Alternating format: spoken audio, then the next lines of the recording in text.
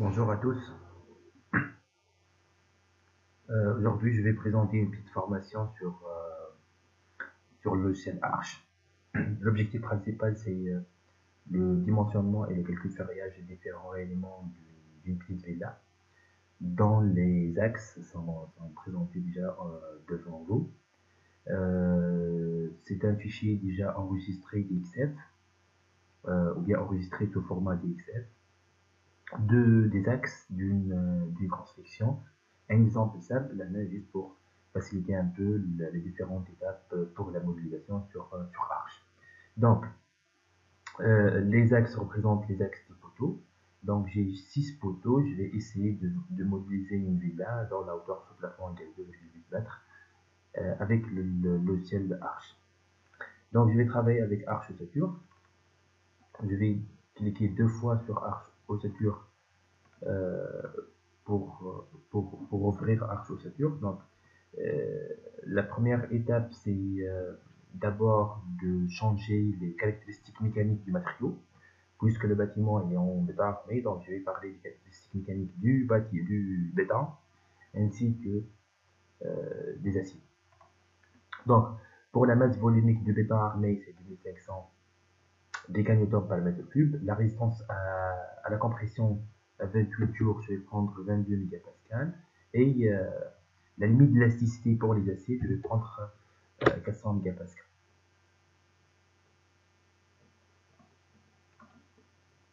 La première chose, bien la première étape, je vais importer le plan déjà préparé. Donc, dans le cas général, si j'ai une construction, même s'il s'agit bien d'un immeuble R+, 6 étages par exemple, donc je vais préparer les, les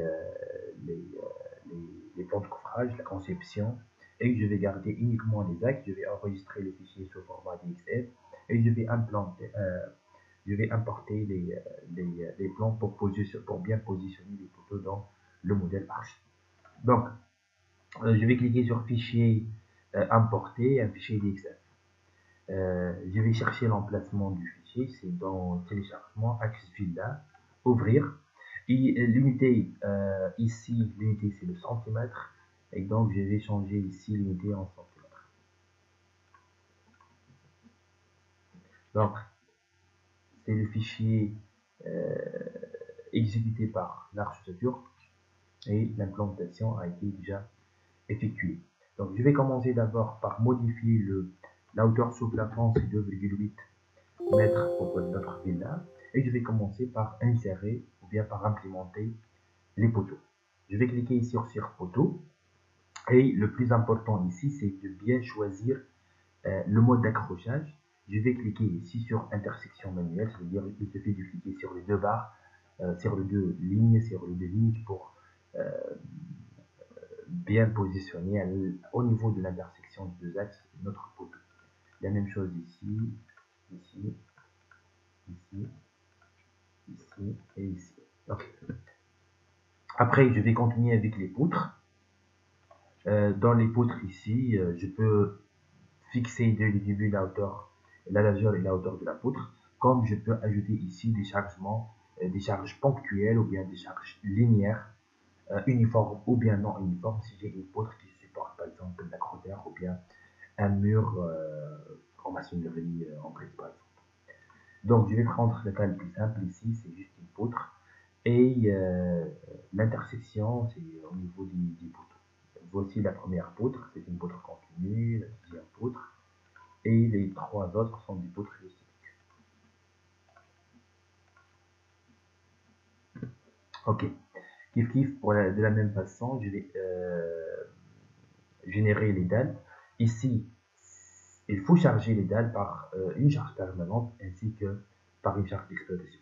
Donc deux méthodes à suivre. La première, je vais cliquer sur chargement et je vais insérer ici le poids propre de la dalle entière. C'est-à-dire, finalement, s'il s'agit bien d'un plancher col-creux intermédiaire, c'est à l'ordre de 590 kN par mètre carré.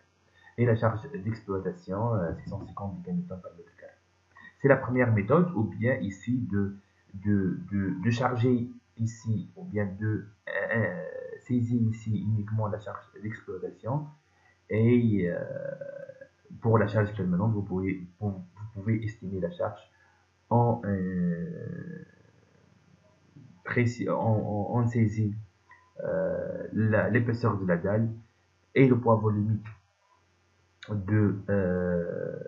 du béton armé égale 2500. Donc il suffit juste de chercher l'épaisseur pour que la charge permanente égale à 510 kN par mètre.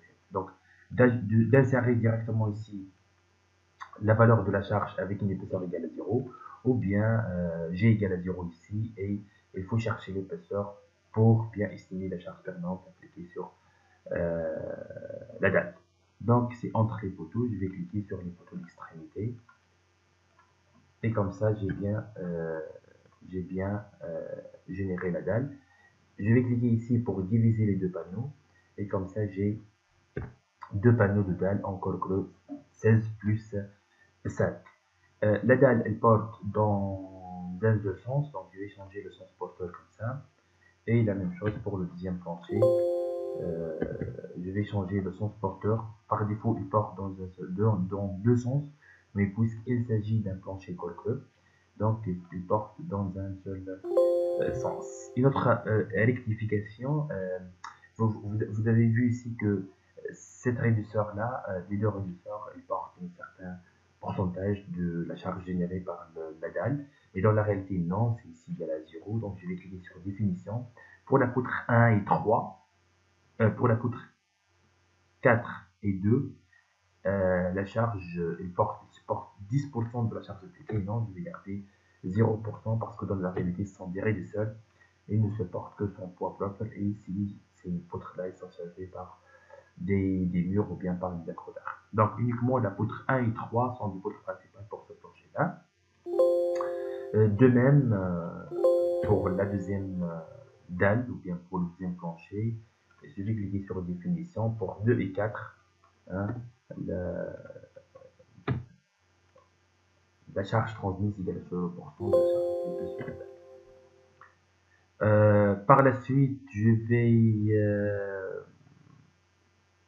générer les semelles, puisque j'ai un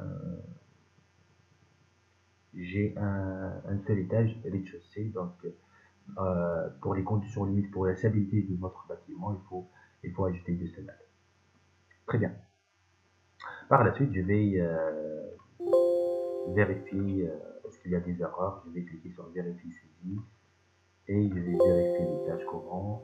Et par la suite, je vais cliquer sur modélité. Il n'y a pas des erreurs. Je vais passer directement aux définitions de charge.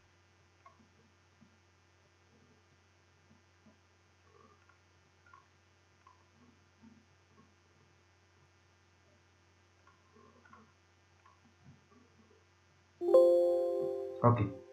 Donc, sans erreur, zéro avertissement. Donc ici, je peux vous montrer que je peux afficher les charges appliquées sur le poteau après le calcul du temps de charge, ainsi que les charges appliquées sur les semelles.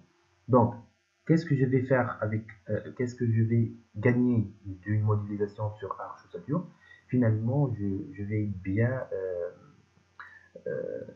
exploiter ce modèle-là pour bien dimensionner les poutres et les poteaux finalement, parce que la dalle, je ne peux pas ici dimensionner la dalle ou bien calculer le ferrage de la dalle, mais je vais après étudier la dalle en col creux comme étant une section en T à part.